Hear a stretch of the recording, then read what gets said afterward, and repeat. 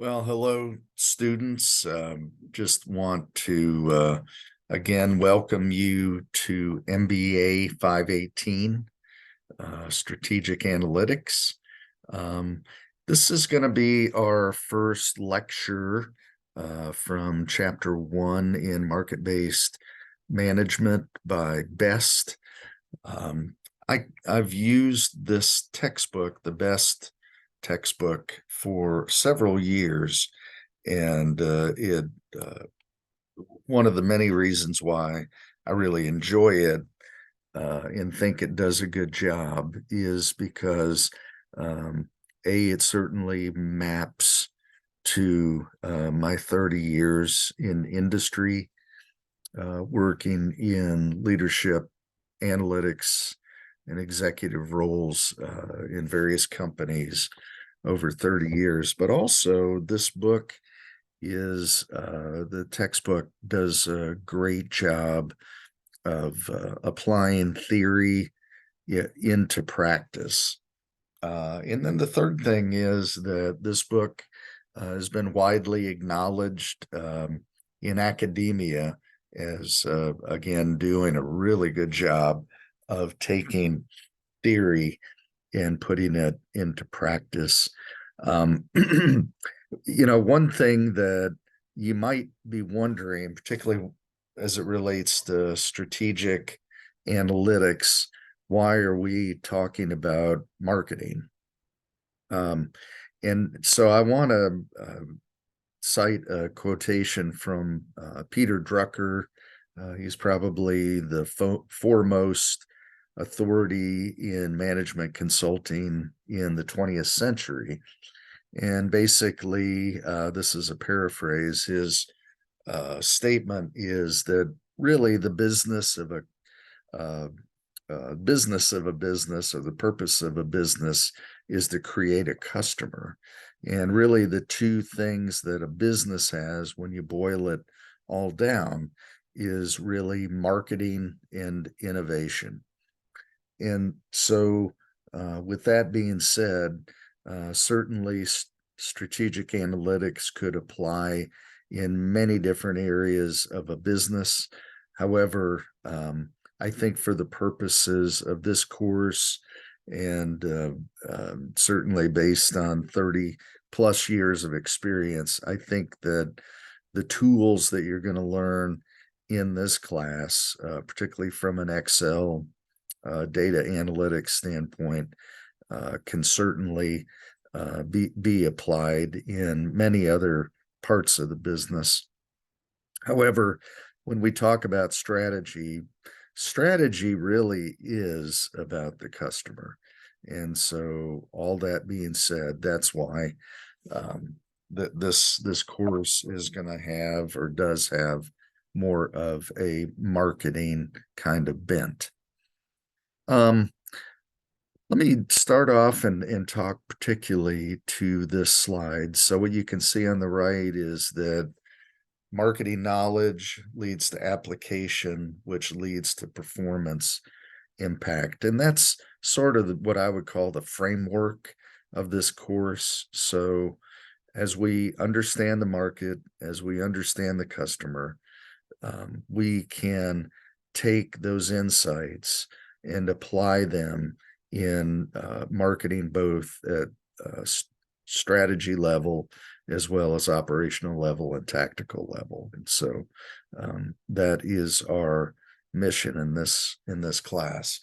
And then within that, if we've done a good job as managers and practitioners, we should see an impact in performance.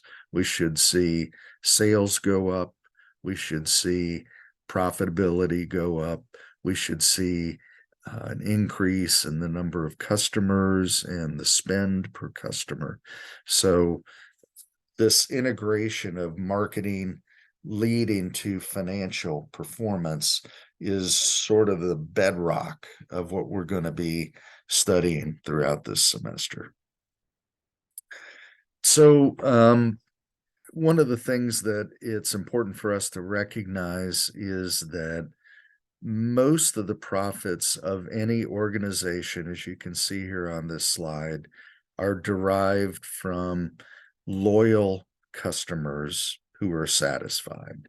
And we'll continue to talk throughout the semester about that. The big takeaway with this slide is that your profitability is very much tied to the loyalty and satisfaction of your customers within your customer franchise. The takeaway from that in particular is that it is much more important. Well, let me say it this way. It costs a lot more money to get a new customer than it does to keep an existing customer happy. That's sort of a maxim that we can manage our organizations by. So this tying customer-focused organization to customer performance in this example would be satisfaction, and that satisfaction would lead to increased profitability.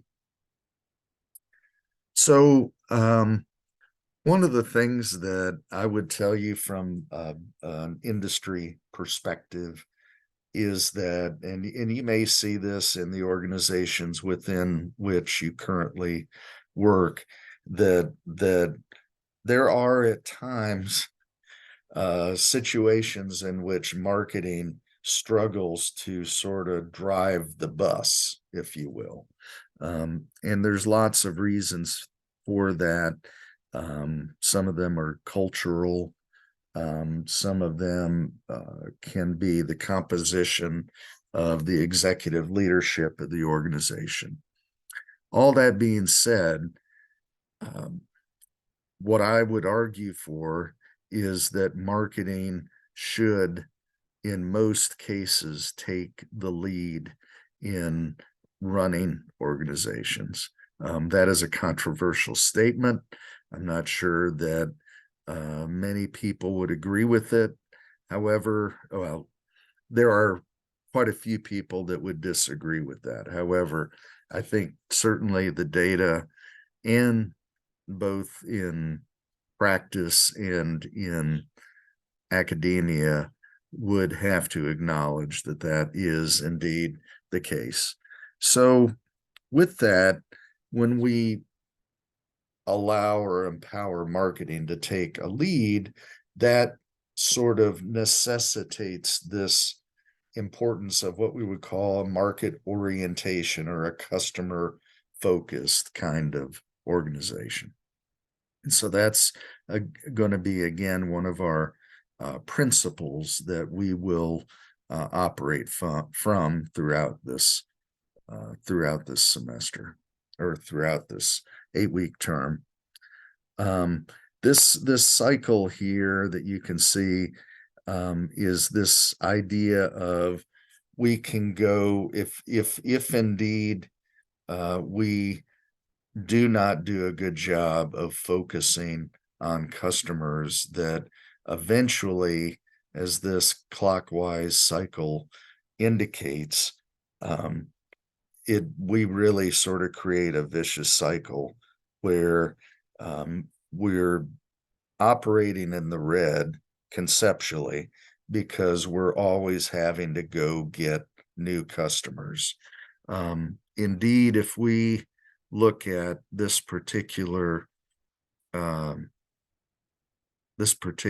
step here, excessive customer turnover. As I mentioned a little bit earlier, it costs significantly more to get a new customer than it does to maintain an existing one.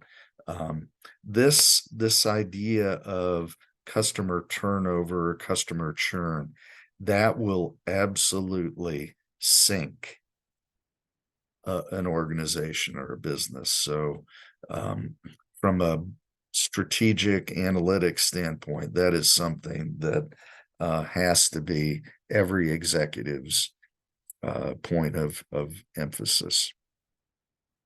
Here you can see an example of Apple, Southwest Airlines, and Clorox. On the x-axis, we have years. The y-axis, we have price, stock price index. And it kind of, we might say that this sort of validates what we think we already know, but this is quantitative evidence that would say this gray line is companies with low customer sat. This dotted, or excuse me, this dashed line is the Standard and Poor's 500 index, and then companies with higher customer satisfaction.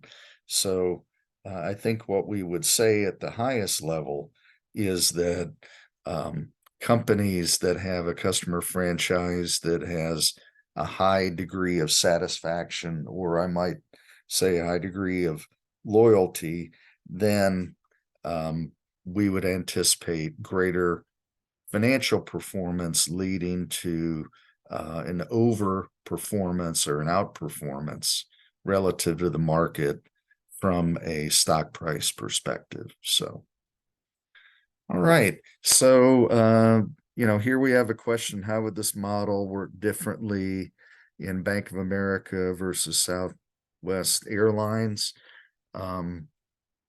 Here you can see that on the left-hand side, there are operational kind of customer metrics that lead to understanding and driving the organization around, does the customer's voice of the customer drive everything we do within the organization? And do we measure our customer franchise satisfaction and loyalty such that we can use those metrics to drive all the operations within the organization, and then ultimately lead to above average profitability?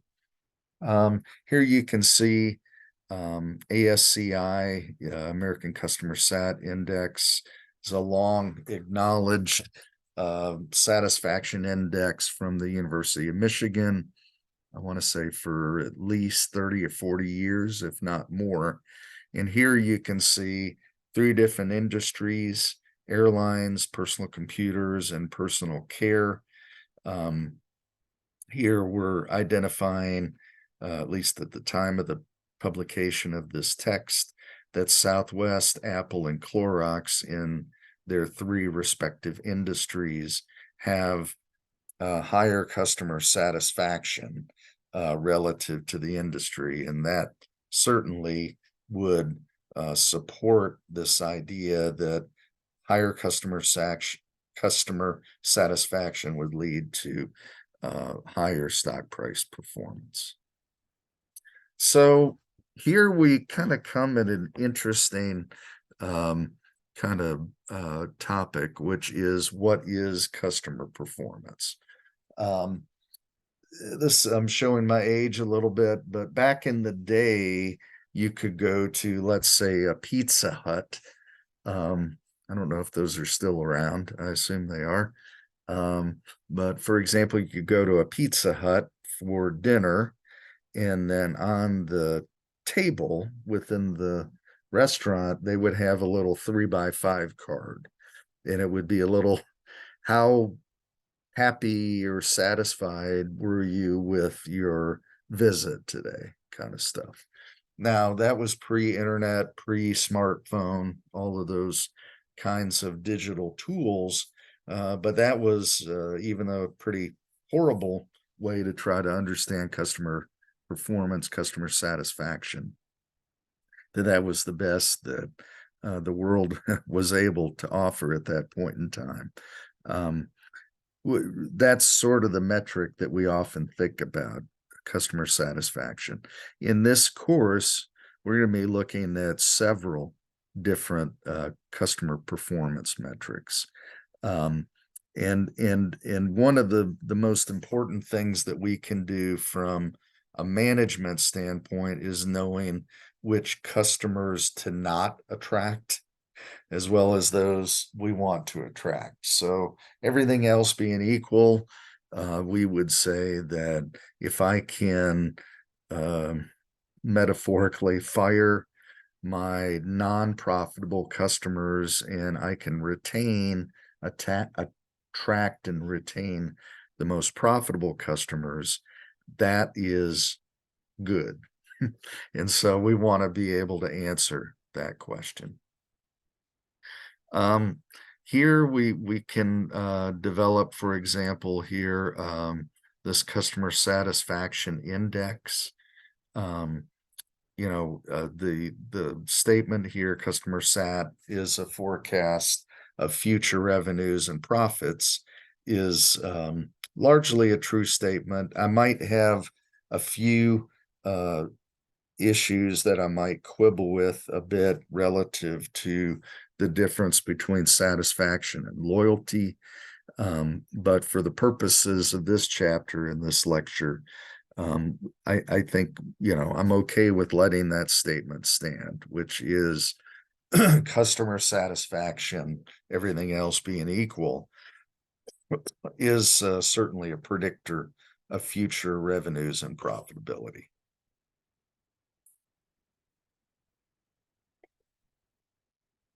Here, for example, you can see on this slide, this slide is looking at an entire customer franchise of an organization.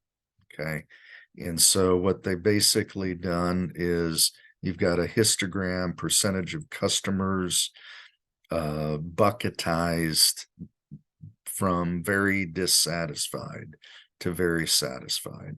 And here they developed a weighted average that would say that if 100 is perfectly satisfied and 0 is perfectly dissatisfied, then the weighted average of these percentages multiplied by 100%, or the percentage of performance that you could develop here, a weighted average of 72. This metric is similar to a metric that some of you may have actually heard of before, called NPS, or Net Promoter Score. And that's been around for probably 25 or 30 years. Reichheld developed that in the 90s. But essentially, this 72 here in this example would say it is basically assigning a number to the level of satisfaction of an organization across all of the different categories of satisfaction of customers. Okay. We can certainly infer from this that most of the profitability of this organization would reside here in the darker blue, right? These would be the customers where our profit would come from. And then certainly in the here in the 2% and 3%, we're probably losing money having them part of our franchise, and they will probably cycle out of our franchise and they'll go to a competitor, which may be a good thing. It may be a bad thing, right? It kind of depends on the situation. Here you can look at, for example, here, very satisfied customer sat, 25% of your customer franchise in the very satisfied category. But percentage margin, right here, you can see that your margin is 60% for very satisfied versus 40% for dissatisfied, or somewhat satisfied all the way down to very dissatisfied. So here, the statement at the bottom, very satisfied customers not only buy more, but they often buy higher margin products and services. Okay. That certainly is true. I would also say that for these customers that are in the somewhat dissatisfied, or very dissatisfied, one of the other reasons that you would see margin going down is because you're probably doing extraordinary things, bending over backwards, metaphorically, to try to keep them happy. Okay. And we can all think about, particularly if maybe we worked in retail, and they're, not every customer's equal, right?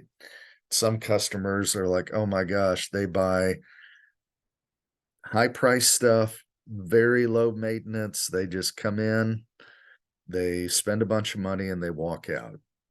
And then at the other extreme, we could have a customer who buys very little, and they are complaining and complaining and very high maintenance. And that's why you will often see your margin on those types of customers be much lower, because you're spending more time and more resources trying to make them happy, which may or may not be something that is a reality that could be attained with them.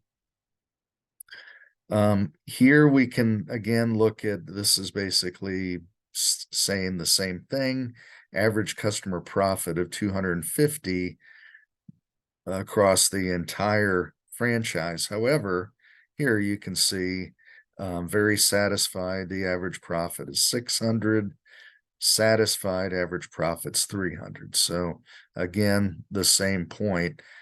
Most of your profit is going to be with your happy and loyal customers. Okay. Here is an example of how the math works around complaint behavior and retention. Okay. So let's say in this fictional example, we have 100,000 customers in our franchise, 70% satisfied, 30% dissatisfied. And then here you can see our churn. 30 are going to go away, or probably heading out the door. And then we're going to have to replenish those 30. So you can see the 30 new customers needed. So if we look at starting at the top, satisfied, hopefully you can retain 90% of those. So 90 times 70,000 is 63,000 that you retain, and they're happy. You may not retain all of them, maybe 10% of them go away. So here you can sort of see this math. What happens to this customer base? Where do we lose customers here? So that's a negative 7,000. So we're going to have to go find, an additional 7,000 just to stay even, right? Just here for the satisfied branch. For dissatisfied, 10% do complain, 90% don't. And then among the 90% that don't, let's say 83% go away. 0.883 times 27,000 is a negative 22.4. On the other hand, let's say 17% of the 90% you keep. Again, this is sort of the silent killer, if you will. They don't complain. So unless you talk to them on an on a regular basis, you will largely never know that they're unhappy, other than you look at your customer rolls and you see 22,000 fewer than, let's say, the year before. So we've got a negative 7,000 here. We've got a negative 22.4 here. We do have, if we go back up here to the beginning, dissatisfied 30,000. Let's say 10% do complain, right? So if we look at the 3,000, let's say we retain 80% of the 3,000, great, we keep 2,400, but we've got 20% of the 10%, which is a negative 600 that we lose. So hopefully what you can see is that this is how customer performance influences profitability. Okay. I've done several studies that sort of embody this thought. It's called, some people call it the leaky bucket analysis. So you'd have a customer who says, we in any given time period, we have 30,000 people that, 30,000 customers that go away, right? So we got 22.4 plus 6 is 23 plus 7 is 30,000. And it is very expensive for us to go out and have to replace these 30,000. Could you help me? And this is the kind of analysis that you would have to do in order to try to help a particular company in this situation. This is just simply to give a nod to, obviously, social media has created this whole new sort of danger of having customers who are unhappy, that they can very easily tell thousands of people how unhappy they are. So social media has made this whole notion of customer satisfaction sort of go nuclear, and companies will hire sort of damage control experts if they have a brand problem, a brand promise, or a brand reputation issue that that needs to be resolved.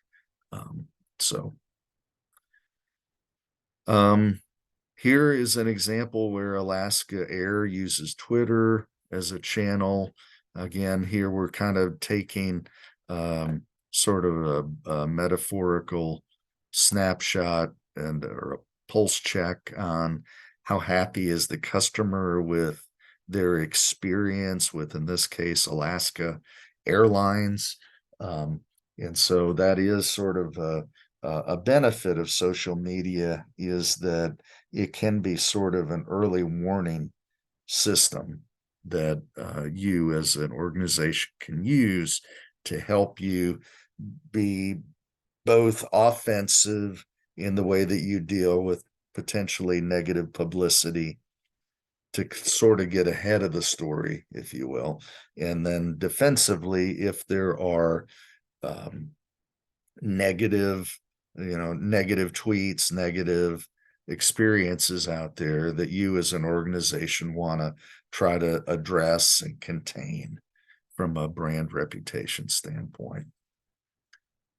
This is another metric. Here the question is, how likely are you to buy this product or brand again? So again, if we go back to this idea of retention, 90%, 80, 17, this notion of retention, if we ask this question on a routine basis of our customer franchise, that sort of gives us a notion of what is our go forward profitability forecast. So here you can see some of the math here.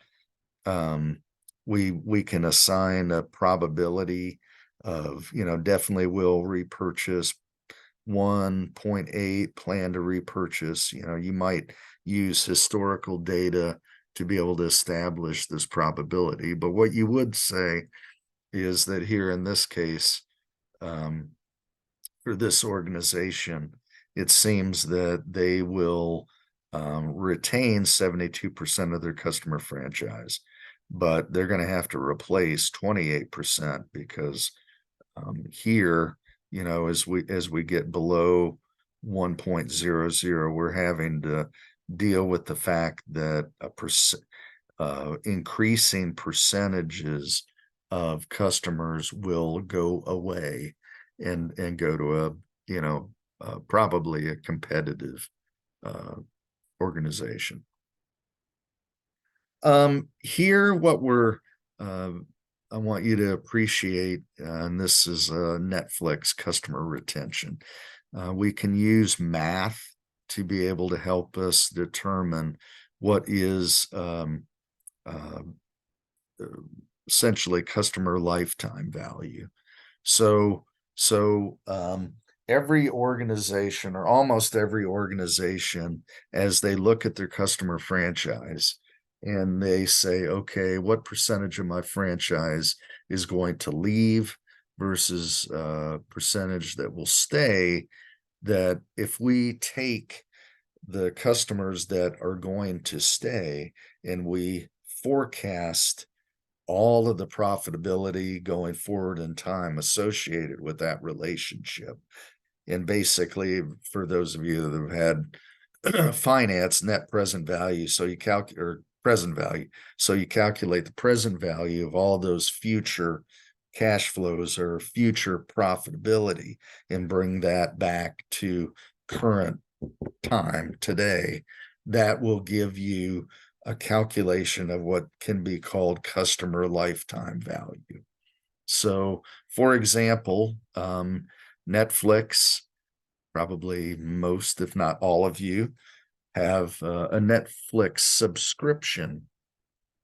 If you purchase a Netflix subscription today, as this is being recorded in 2023, and let's say you plan to have a Netflix subscription for the next 30 years, they could look at your relationship with them and take all of the subscription revenues that are associated with your being a Netflix customer and take the present value of all of those subscription revenues and determine how much in today's terms their relationship with you is. All right. Again, we're sort of continuing the same theme, which is the profit impact of customer retention and customer loyalty. So the longer you have a relationship with the customer, the more committed they are to you, the more they buy, and they're more likely to recommend to others. I mentioned a little bit earlier, we were talking about net performance score, or excuse me, net promoter score. Essentially, that net promoter score is rooted in this exact question, or a form of this statement here. The question is, how likely are you to recommend such and such brand to your friends and colleagues?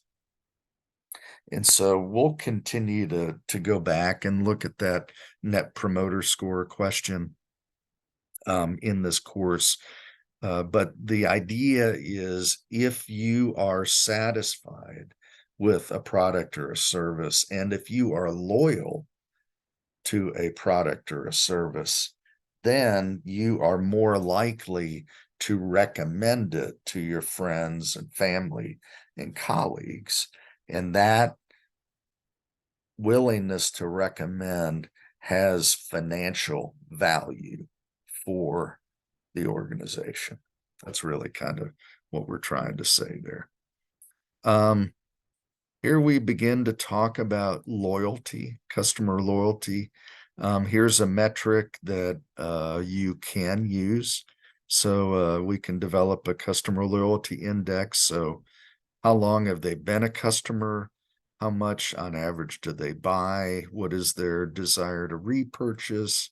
What is their product preference? And would you recommend? And here they have, here in this example, 100 plus 50 plus 100 plus 100 plus 50 equals 400 divided by 5. We've got 5 elements here.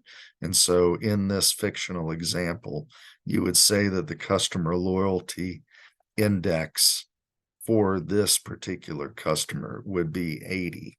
Okay.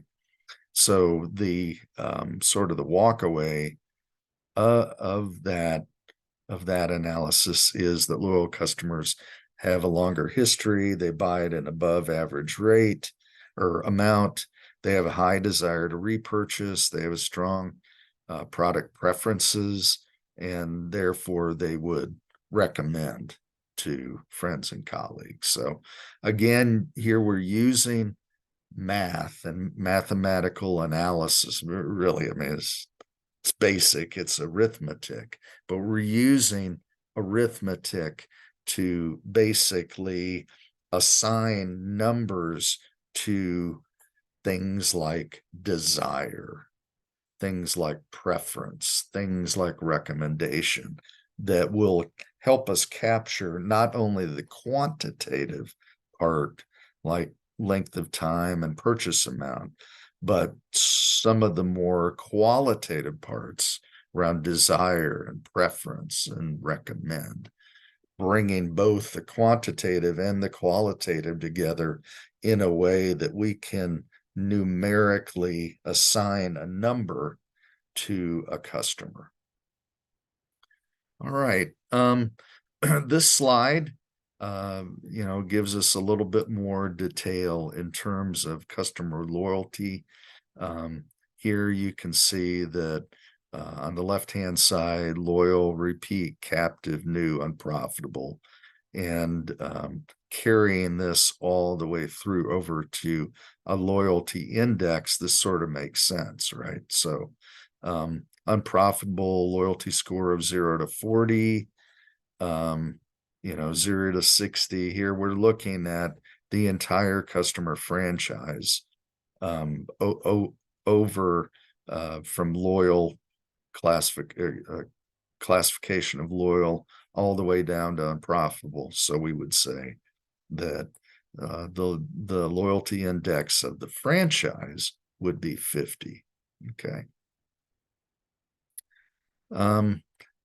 All that being said, placing a higher priority on satisfying and retaining customers can provide tremendous financial leverage. So here is where we bring customer metrics in line with financial metrics. So, for example, here you can look over on the left-hand side. Each one of these line items looks strangely like a profit and loss or an income statement, right? In accounting. So we can, here in this example, we have retained customers, lost customers, new customers, overall performance, right? We've got 100,000 customers in our fictional database. We've got a revenue per customer. You can see obviously retained is going to be higher than lost, and looks like we're doing a pretty good job of getting new customers who are willing to spend more than the ones we've lost. So yay, us. Here's our overall sales, right? So 80,000 times 1,000, 20,000 times 300, 20,000 times 500. And here we get our overall revenue in millions, and then broken down by customer category: retained, lost, new. What's our profit margin? Again, as we've looked at here for the past few moments, the margin percentage is higher on retained than it is on lost, and it looks like it's lower than lost on new because we had to go spend money to go get those new customers, right? So the weighted average percentage margin across all three customer categories is 43%.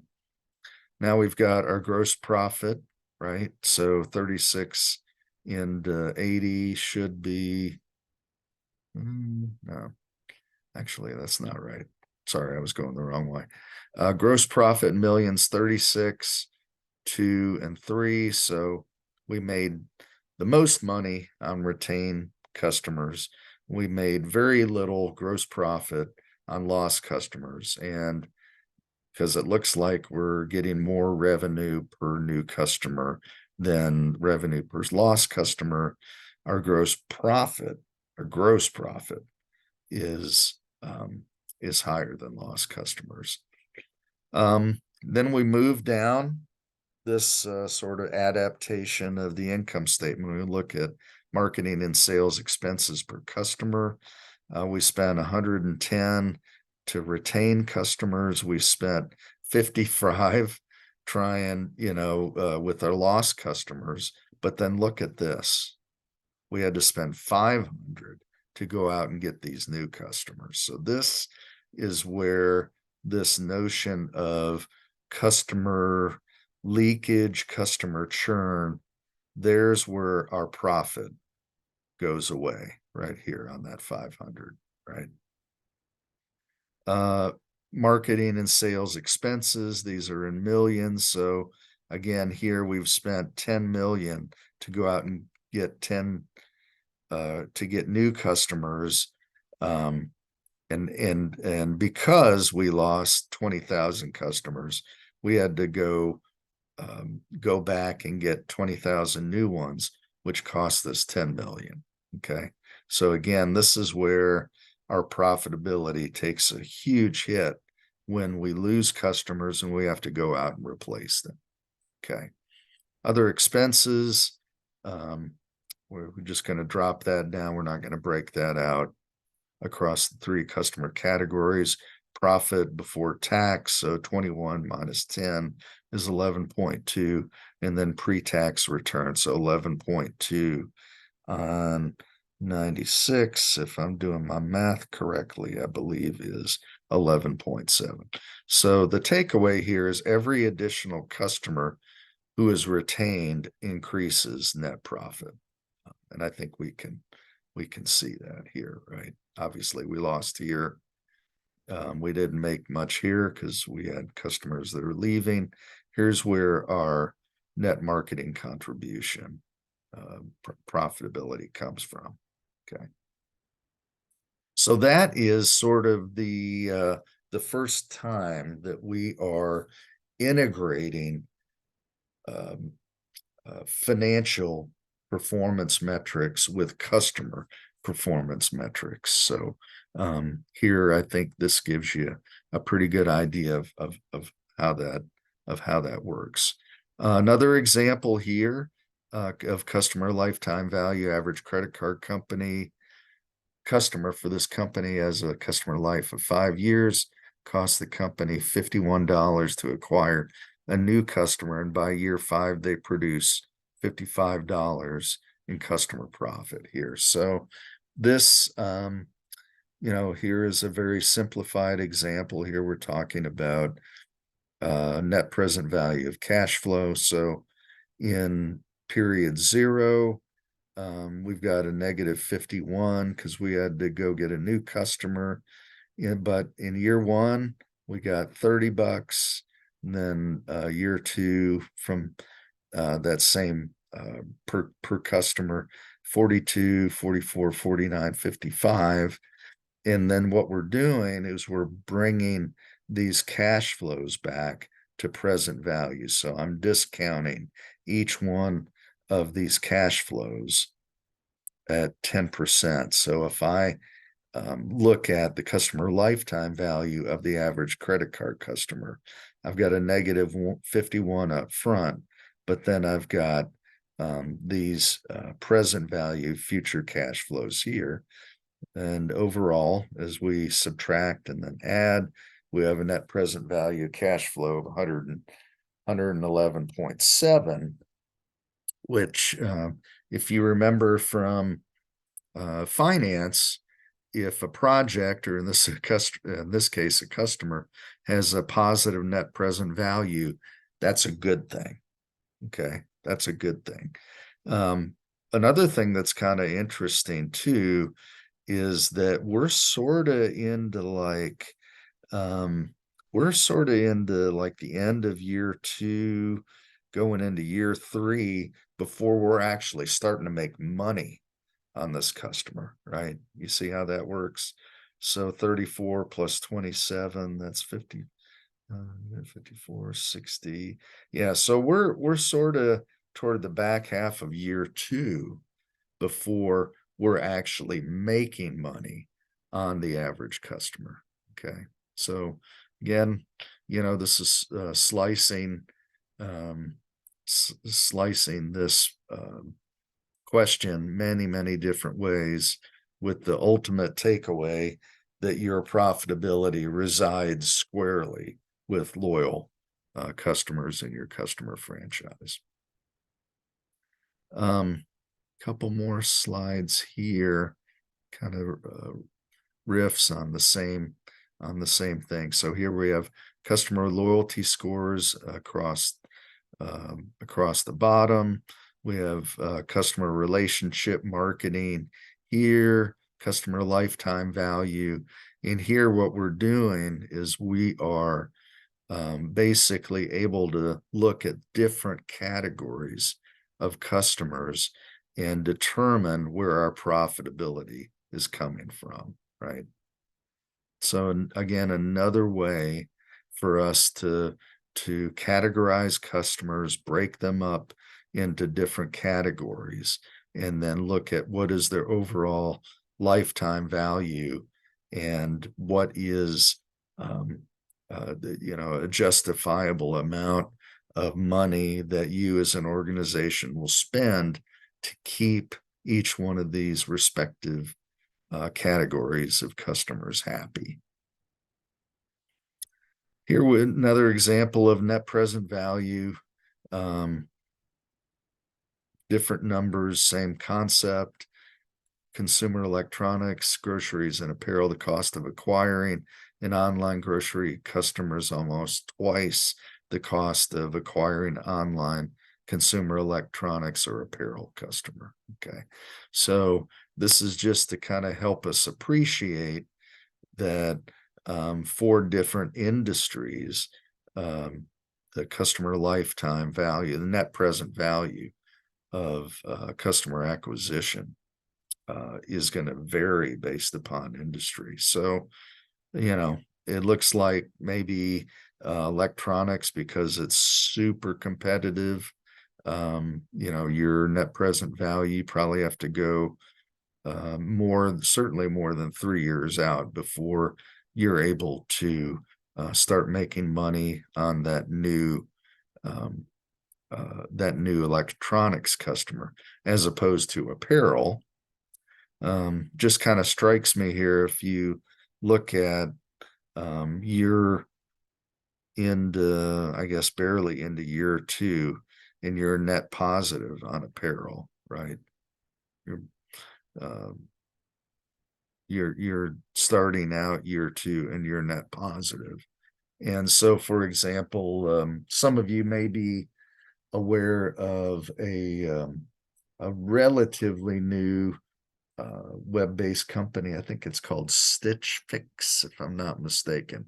And they basically, you tell them your customer, your size and your style and all of the different elements around your personal apparel approach, what have you.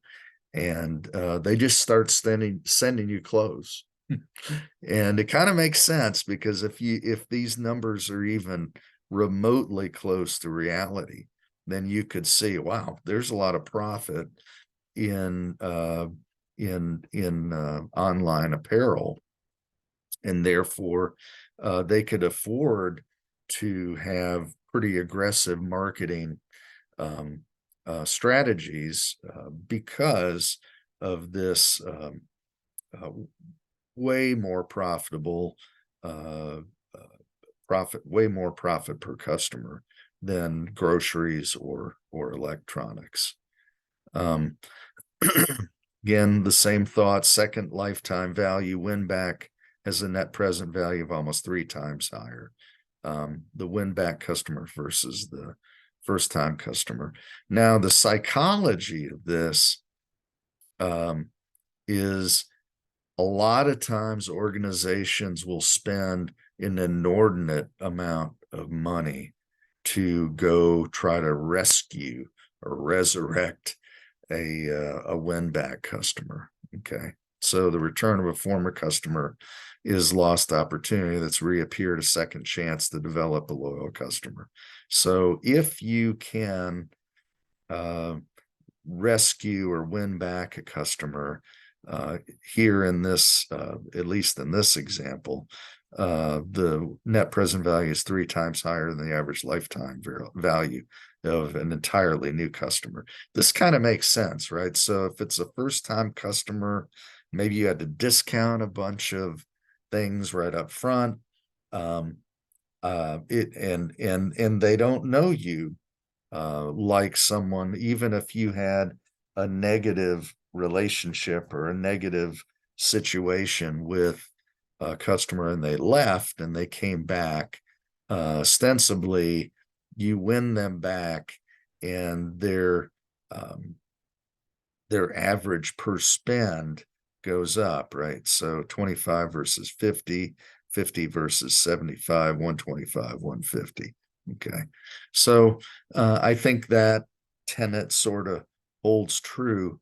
Again, the idea is getting that first-time customer.